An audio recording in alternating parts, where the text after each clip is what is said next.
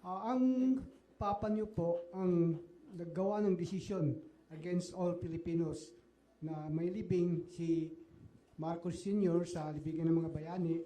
Ah, ano na po ang nangyari ngayon? Nakalimutan na po ba ng nakaupo ngayon? Maraming salamat po. Hindi ko alam. Pero isang beses sinabihan ko talaga si Senator Amy. Sabi ko sa kanya, kung hindi kayo tumigil, huhukayin ko yung tatay ninyo.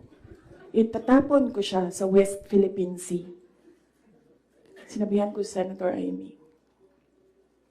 One of these days, pupunta ako dun, kukunin ko yung katawan ng tatay nyo, tapon ko yan dun sa West Philippine Sea.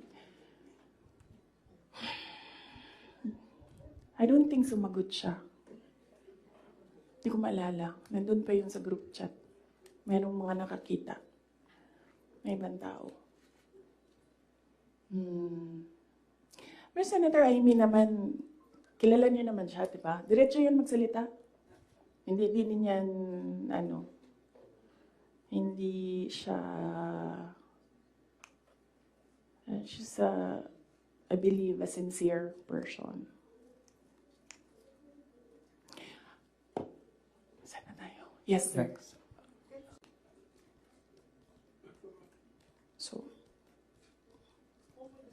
yes.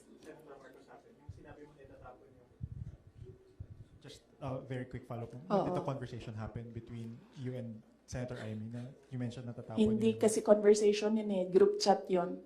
Tapos, noong banat sila ng banat, sinabihan ko na talaga siya.